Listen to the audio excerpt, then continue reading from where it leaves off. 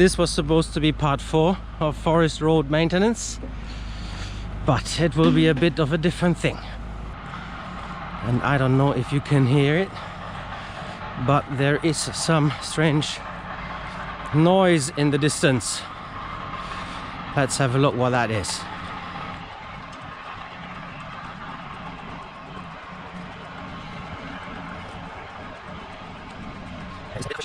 On the road.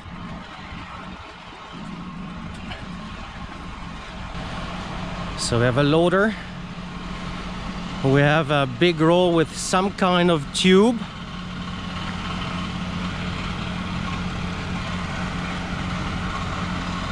And then the big thing over there. Wow, look at this thing.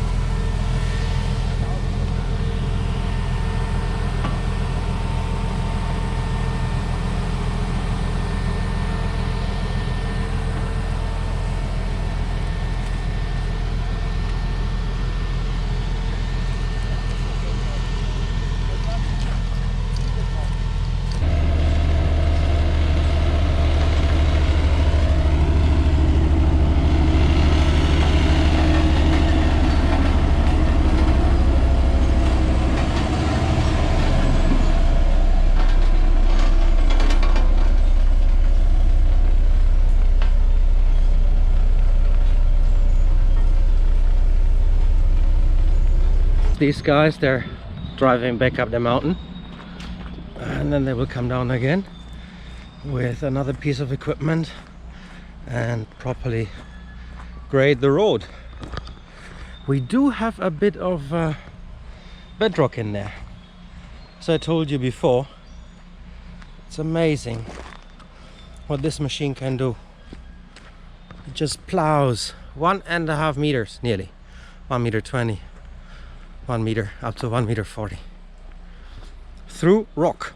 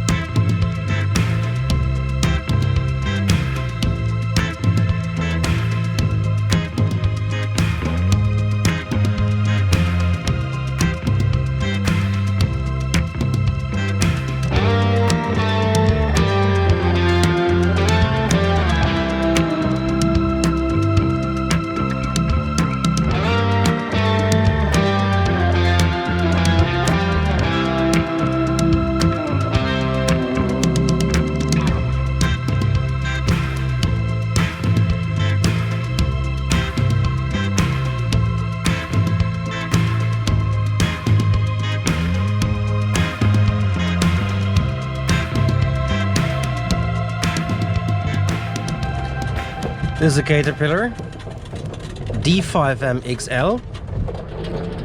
Nice pushing tool. And here we have a ham. The Hamtronic. And this is the finished road. This is how it will look like.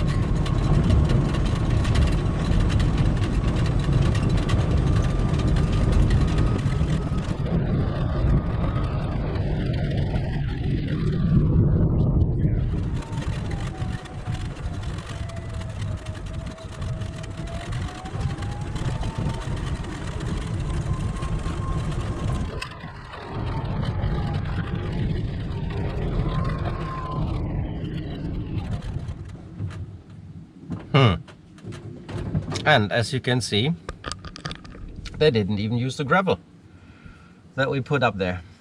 So that means good for repairs. The road looks really good. Really good. Oops, this way. Road looks really good. I'm amazed. And I love watching this machinery. It's really cool. This is a forest superhighway now. I think it was never in a better condition than it is now. Maybe when it was built, but after that, no. I will not drive up all the way now. We'll go back. They will return tomorrow and finish the rest of the road. I'll take you along again. So, see you in a bit. For you, see you in a second.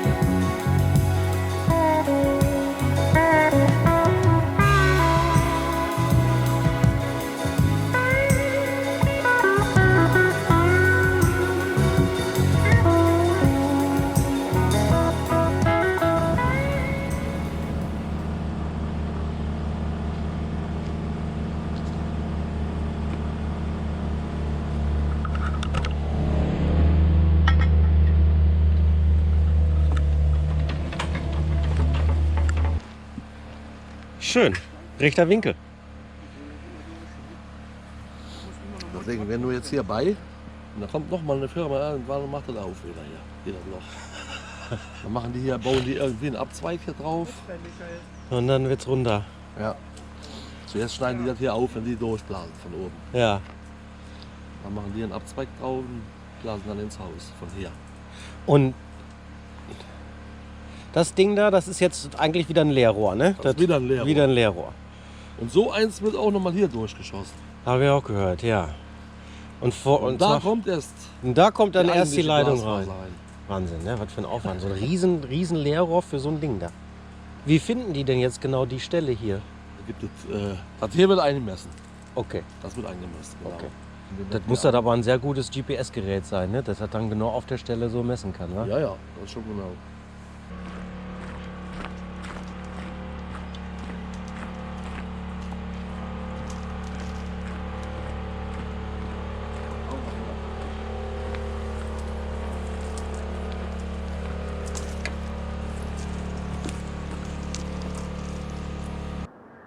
We observe today not a victory of party, but a celebration of freedom, symbolizing an end as well as a beginning, signifying renewal as well as change.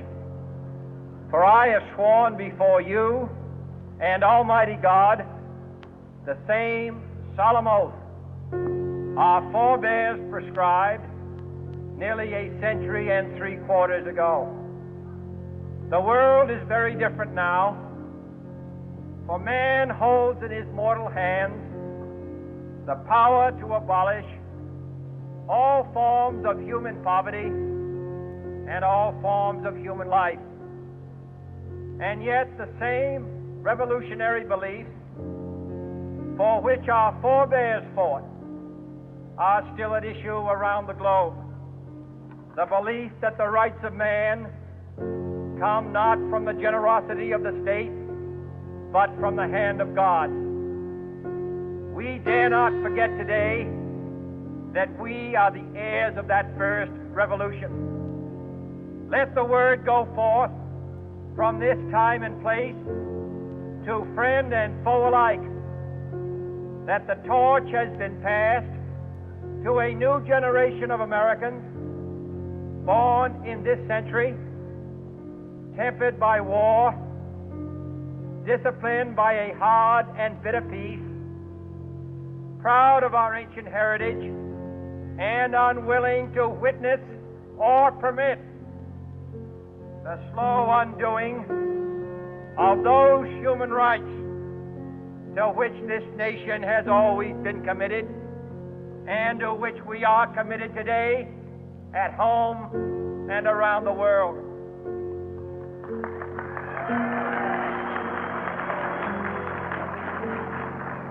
Let every nation know, whether it wishes us well or ill, that we shall pay any price, bear any burden, meet any hardship, support any friend, oppose any foe to assure the survival and the success of liberty.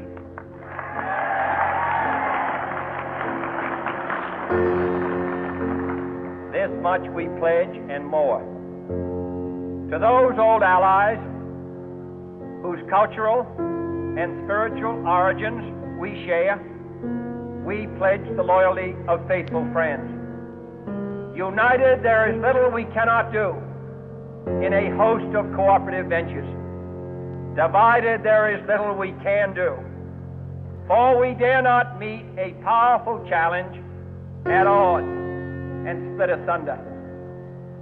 To those new states whom we welcome to the ranks of the free, we pledge our word that one form of colonial control shall not have passed away, merely to be replaced by a far more iron tyranny. We shall not always expect to find them supporting our view, but we shall always hope to find them strongly supporting their own freedom. and to remember that in the past, those who foolishly sought power by riding the back of the tiger ended up inside.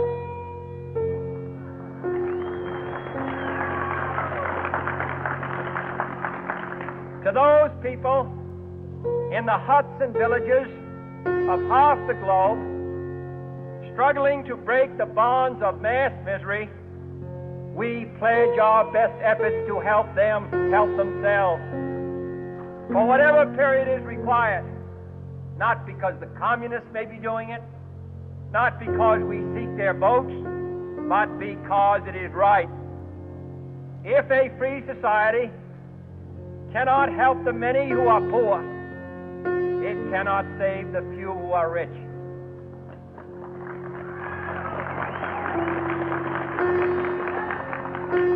To our sister republics south of our border, we offer a special pledge to convert our good words into good deeds, in a new alliance for progress, to assist free men and free governments in casting off the chains of poverty. But this peaceful revolution of hope cannot become the prey of hostile powers. Let all our neighbors know that we shall join with them to oppose aggression or subversion anywhere in the Americas. And let every other power know that this hemisphere intends to remain the master of its own house.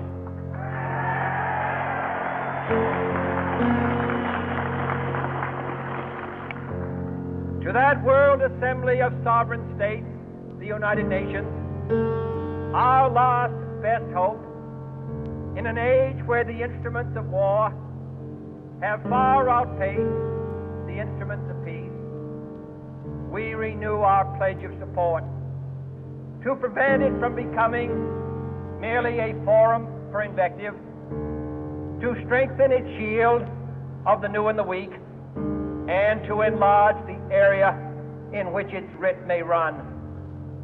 Finally, to those nations who would make themselves our adversary, we offer not a pledge, but a request that both sides begin anew the quest for peace. Before the dark powers of destruction, unleashed by science, engulf all humanity in planned or accidental self-destruction, we dare not tempt them with weakness, for only when our arms are sufficient beyond doubt can we be certain beyond doubt that they will never be employed. But neither can two great and powerful groups of nations take comfort from our present course, both sides overburdened by the cost of modern weapons, both rightly alarmed by the steady spread of the deadly atom, yet both racing to alter that uncertain balance of terror that stays the hand of mankind's final war. So let us begin anew, remembering on both sides that civility is not a sign of weakness, and sincerity is always subject to proof. Let us never negotiate out of fear, but let us never fear to negotiate.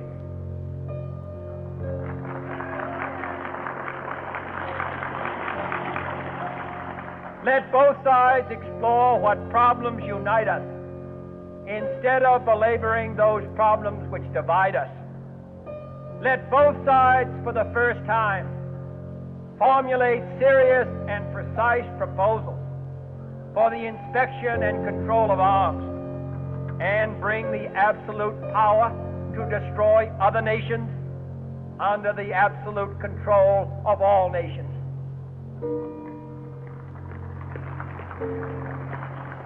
Let both sides seek to invoke the wonders of science instead of its terrors.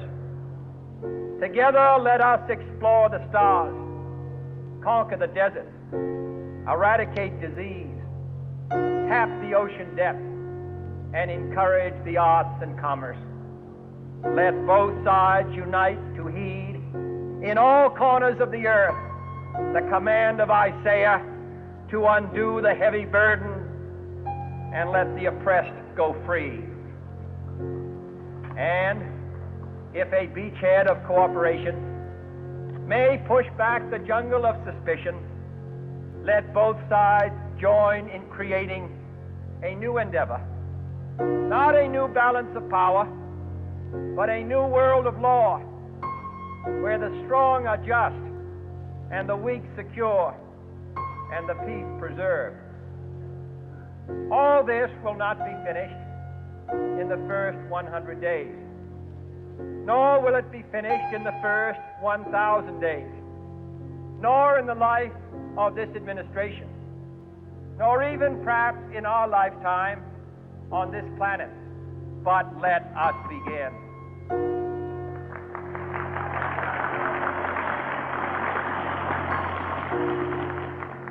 In your hands, my fellow citizens, more than mine, will rest the final success or failure of our course.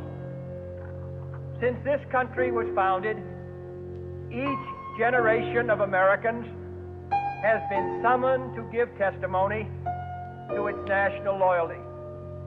The graves of young Americans who answered the call to service surround the globe.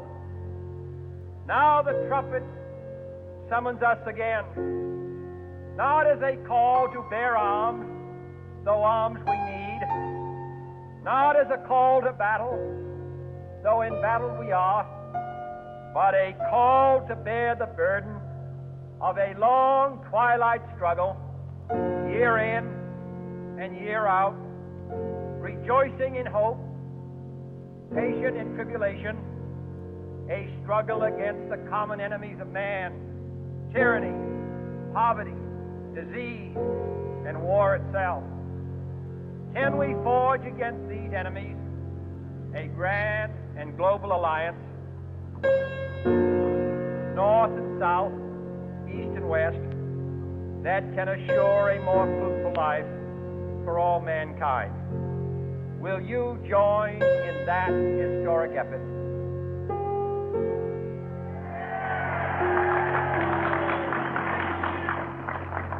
In the long history of the world, only a few generations have been granted the role of defending freedom in its hour of maximum danger. I do not shrink from this responsibility. I welcome it.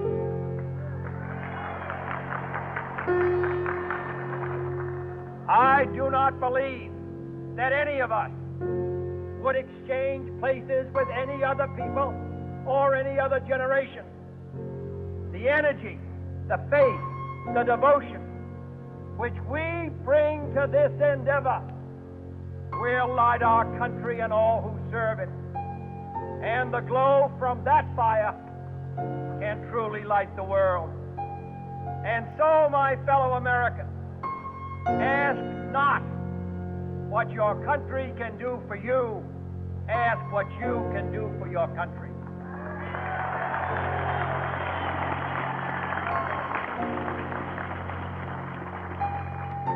My fellow citizens of the world, ask not what America will do for you, but what together we can do for the freedom of man.